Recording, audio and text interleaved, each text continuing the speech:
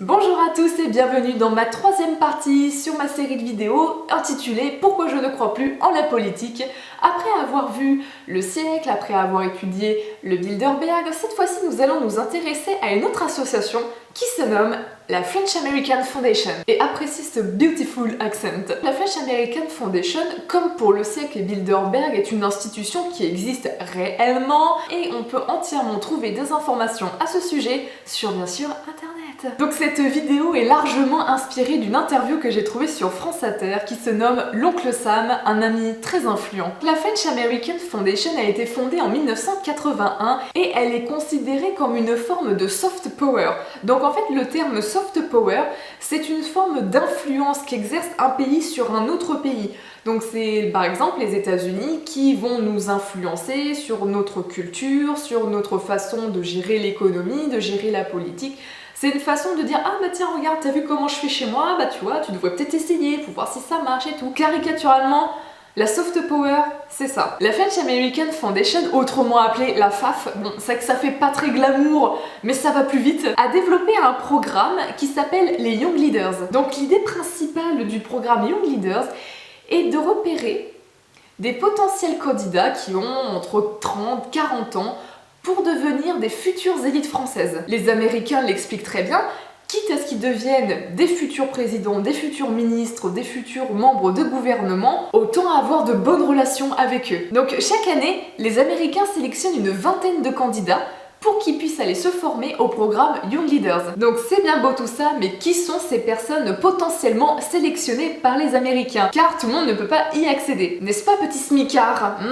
Donc nous avons des politiciens, nous avons des élèves qui sont formés à l'ENA, ce qu'on appelle des énarques. On a des militaires, on a des futurs grands chefs d'entreprise, on a bien sûr des banquiers, on a même aussi des journalistes. Donc comme on dit dans le milieu, ce sont le haut gratin qui est sélectionné pour aller se former chez les Américains. Concrètement, le but de cette association, la FAF, est de détecter des futurs candidats qui vont accéder à des postes bien plus importants. Alors je vais vous lister une petite liste non exhaustive de personnes qui ont participé au programme Young Leaders. J'ai écrit des petites notes pour que ça fasse un peu plus sérieux. Donc nous avons Alain Juppé, François Fillon, Lionel Jospin, Pierre Moscovici, Marisol Touraine, Nadja Vallaud-Belkacem, Valéry Giscard d'Estaing qui a été ensuite président. On a François Hollande qui est notre président actuel qui a été formé chez les Américains, et avant lui il y a eu Nicolas Sarkozy qui également a été formé par les Américains.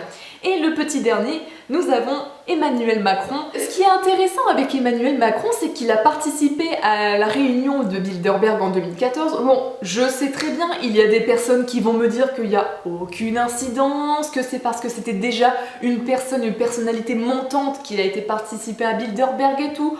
Bon, soit, si vous voulez. Donc, en plus de ça, il a été formé chez les Américains. Et donc là, qu'est-ce qu'on voit? On voit Emmanuel Macron, qu'on voit partout, dans tous les médias, qui est quand même très bien représenté, qui a une image qui est très positive. En plus de ça, il a acheté la BD de Cyprien. Donc en plus de ça, c'est un mec qui est super cool. Moi, j'ai envie de dire, c'est peut-être l'homme de la situation pour 2017. Donc pour résumer, la French American Foundation a fondé un programme qui s'appelle Young Leaders pour pouvoir sélectionner des candidats qui vont avoir un poste assez important. Ils les prennent sous le coude, ils les emmènent aux États-Unis pendant 3 semaines pour être formés. Pour être formés de quoi? Je sais pas, mais pour être formés. Et ensuite ils retournent en France et après, pouf, ils sont dans le gouvernement, ministre, cabinet d'avocats, je sais pas quoi et tout, bref, c'est super. Mais ce qui est plus intéressant dans le programme Young Leader, c'est que tout ça, bah oui, bien sûr, tout ça, ça coûte de l'argent. Donc un voyage de 3 semaines pour une promotion d'une vingtaine de candidats, ça vaut environ 100 000 $. Alors 100 000 $, je sais pas combien ça équivaut en euros, mais je pense que ça doit quand même être assez cher. Le programme Young Leaders est financé par des sponsors privés. J'ai vu sur une source de l'Atlantico, écrite par un journaliste, qu'il y aurait la Banque Lazare qui ferait partie de ces donateurs. La Banque Lazare, dont le PDG de la Banque Lazare possède des médias. Ah! C'est peut-être pour ça qu'on n'entend pas parler dans les médias français. Pour pouvoir récolter des fonds, l'association organise des galas tous les ans pour pouvoir récolter un maximum de pognon. Donc parmi les donateurs du côté français, on retrouve le groupe de luxe LVMH, avec aussi le groupe L'Oréal. On retrouve aussi un autre groupe qui est le groupe Bolloré. Groupe Bolloré. Petit rappel, ma vidéo précédente. Donc on retrouve en fait ces principaux donateurs pour que le programme Young Leaders puisse continuer d'exister. Et parmi les donateurs du côté américain, on retrouve les deux super géants de l'informatique qui sont IBM et, accrochez-vous bien, Google.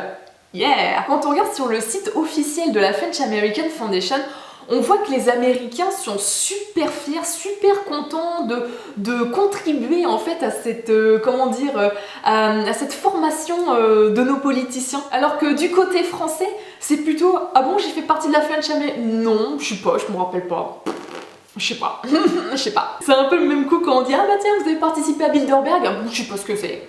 Bref, et là tu te dis non mais laisse tomber quoi. Donc nous avons expliqué un petit peu brièvement ce que c'était le programme Young Leaders. Donc si vous croyez que c'est un peu trop farfelu et que c'est vraiment effectivement, bah attends, c'est incroyable quoi. Attends, t'as des Américains qui sélectionnent nos potentiels futurs ministres, futurs présidents pour les former, on va dire, à la pensée américaine sans que cela se sache de trop.